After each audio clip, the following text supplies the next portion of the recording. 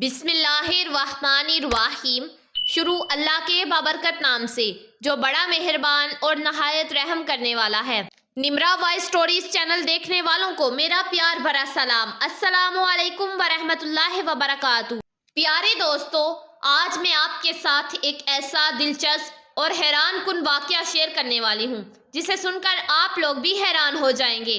یہ واقعہ ہے شیخ عبد القادر جیلانی رحمۃ اللہ علیہ اور ایک تندور والے کا، جس کا آٹا سونے میں تبدیل ہو گیا۔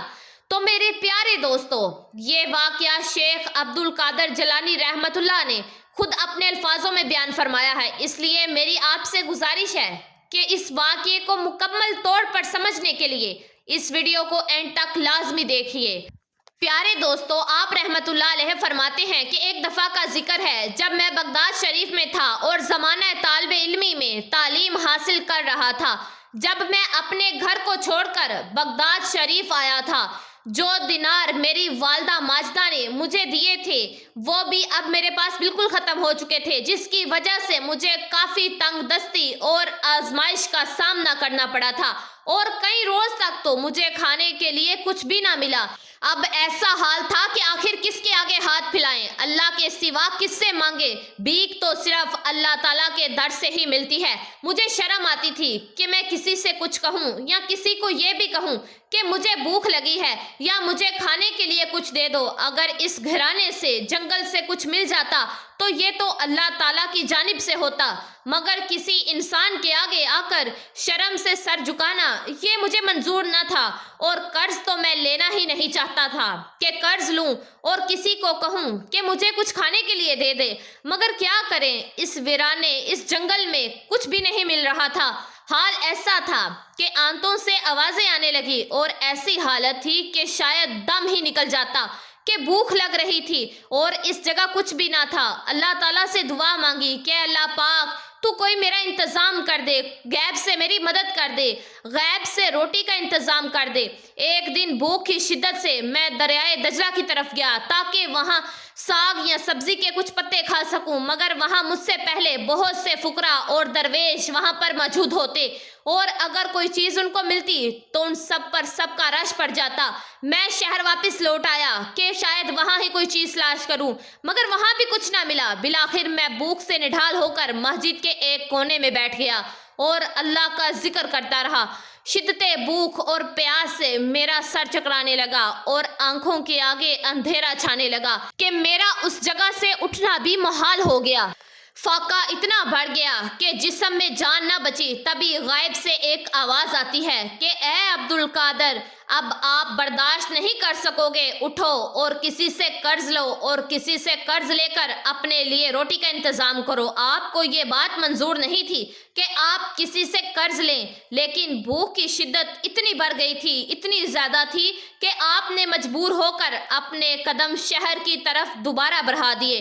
دکانیں تو بہت سی تھی، مگر آپ کو ایک روٹی والے کی دکان نظر آئی۔ وہ بہت ہی گرم گرم اور خستہ روٹیاں بنا رہا تھا، جو آپ کے سامنے ہی وہ تندور سے نکال رہا تھا۔ اللہ والے لذت کے لیے اور زبان کے ذائقے کے لیے نہیں کھاتے، ان کی مجبوری ہوتی ہے کہ وہ اگر نہ کھائیں تو بھوک سے ان کی جان چلی جائے۔ اسی وجہ سے انہوں نے اس روٹی کو لینا منظور کیا، اور یہ آواز غائب سے آئی تھی، کوئی نفس کی خواہش نہیں تھی۔ اب آپ چلتے ہوئے اس روٹی والے کے پاس آئے۔ اس روٹی والے نے آج تک آپ کو نہیں دیکھا تھا، کیونکہ آپ نے اس سے بلکہ کسی سے بھی کبھی روٹی نہیں لی تھی، اور اس روٹی والے کے دل میں اللہ تعالیٰ نے ان کے لیے یہ بات ڈال دی تھی کہ یہ اللہ تعالیٰ کے برگزیدہ بندے ہیں اور جوانی میں ہی اللہ تعالیٰ کی طرف رجوع کر چکے ہیں، طالب علم ہیں، اس لیے ان کے لیے روٹی کا انتظام کیا جائے۔ اس کے دل میں خود بخود آپ کی عزت و احترام آ گیا اور ایسا لگنے لگا کہ وہ آپ کو پہچانتا ہے، آپ کی بہت عزت کرتا ہے۔ آپ فرمانے لگے کہ وہ مجھ سے کہنے لگا کہ آپ عبد القادر ہیں؟ تو میں نے کہا جی، میں عبد القادر جیلانی ہوں، وہی عبد القادر جو بغداد شریف میں علم حاصل کرنے کے لیے آئے ہیں۔ آپ نے فرمایا کہ ہاں، میں وہی ہوں۔ اس روٹی والے بھائی نے کہا کہ آپ کیا لینا چاہتے ہیں؟ میں نے کہا کہ اگر میں روز تم سے ایک روٹی لوں تو کیا تم مجھے دو گے؟ مجھے بہت زیادہ بھوک لگی ہے اور بھوک سے مجھ سے پڑا نہیں جا رہا۔ روٹی والا آدمی کہنے لگا کہ ارے آپ کیسے باتیں کر رہے ہیں، یہ تو سب آپ کا ہی ہے، ایک روٹی تو کیا آپ پوری دکان لے لیں، مجھے کوئی اعتراض نہیں ہوگا۔ لیکن میں نے کہا کہ نہیں، مجھے صرف ایک روٹی چاہیے اور روزانہ مجھے 1 یا 1.5 روٹی دے دیا کرنا، اور اس کے بدلے جب بھی میرے پاس پیسے ہوں گے تو میں تمہیں قرض لوٹا دوں گا، کیونکہ میں اپنے سر پر کوئی بھی قرض نہیں رکھتا۔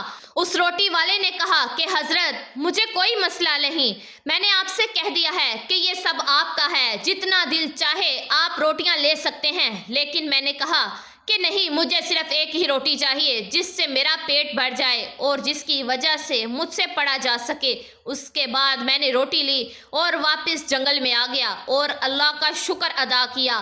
میں اپنی علم و حکمت والی کتاب پڑھنے لگا، علم حاصل کرنے لگا، علم کی منزل با منزل طے کیے جا رہا تھا۔ یہ علم دنیا کا علم نہیں تھا بلکہ اسراروں اور موز کھل رہے تھے، اور وہ باتیں پتہ چل رہی تھی جو کسی عام انسان کو پتہ نہیں چل پاتی۔ یقیناً یہ وہ علم تھا جس سے دنیا اور انسانیت کو فائدہ پہنچنے والا تھا۔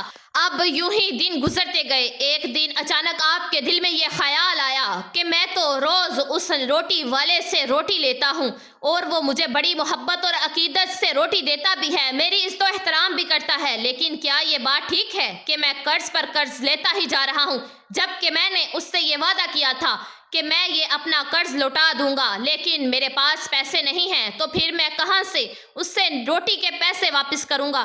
یہ خیال اتنی شدت سے مجھے آیا کہ میں نے کہا کہ اے عبدالقادر، قرض تو قرض ہوتا ہے اور تم قرض کی روٹی کھاتے ہی جا رہے ہو، کچھ تو کرنا ہی پڑے گا۔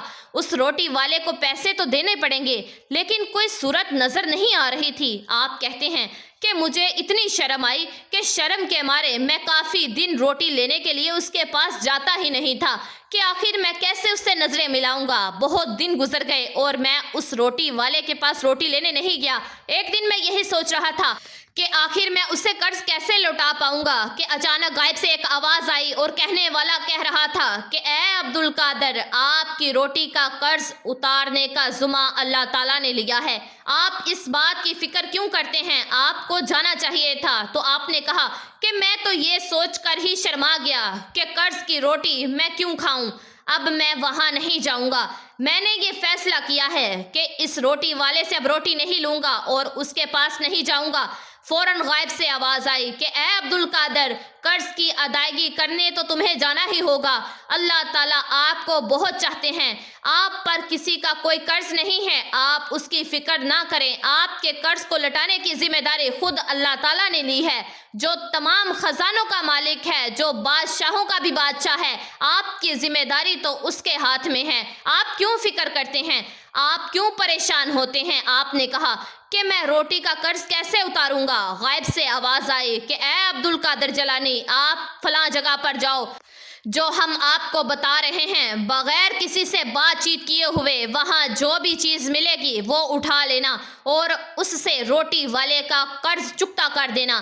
آپ نے فرمایا کہ میں بتائے ہوئے مقام پر پہنچا۔ وہ جگہ آبادی سے بہت دور تھی، وہاں ہر طرف ویرانہ ہی ویرانہ تھا، کسی کا بھی وہاں پر آنا جانا نہ تھا۔ میں نے دیکھا کہ دور ایک تھیلا چمک رہا ہے، اس تھیلے کے پاس گیا اور کھول کر دیکھا تو وہ آٹے کا تھیلا تھا، اور کوئی معمولی آٹے کا تھیلا نہیں تھا، بلکہ ایسا لگ رہا تھا کہ جیسے تازہ آٹا پیس کر تھیلے میں بڑا گیا ہے۔ آپ نے فرمایا میں دل ہی دل میں بہت زیادہ خوش ہوا اور دل کو اطمینان آ گیا، قرار آ گیا۔ میں نے آٹے کے اس بڑے ہوئے تھیلے کو اٹھایا اور روٹی والے کے پاس آ گیا۔ اس نے کہا کہ حضور یہ کیا ہے؟ میں نے کہا کہ خود ہی کھول کر دیکھ لو۔ وہ بھی اسے آٹے کا تھیلا ہی سمجھ رہا تھا، پر جیسے ہی اس نے آٹے والے تھیلے کا منہ کھولا تو مارے حیرت کے اس کی چیخ نکل گئی۔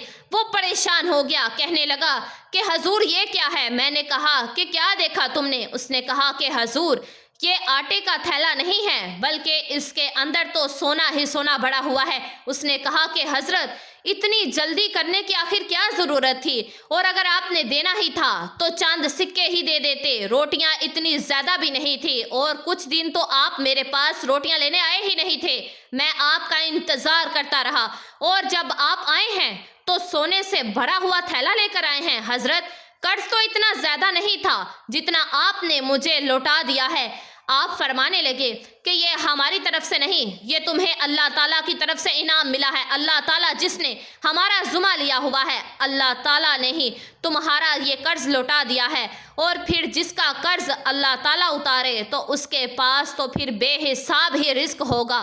وہ روٹی والا آپ کا عقیدت مند بن گیا۔ جی تو میرے پیارے دوستو، اس واقعے سے ہمیں یہ سبق ملتا ہے کہ اللہ تعالیٰ اپنے نیک بندوں سے بہت پیار کرتا ہے۔ اللہ تعالیٰ کبھی بھی اپنے نیک بندوں کو اکیلا اور تنہا نہیں چھوڑتا۔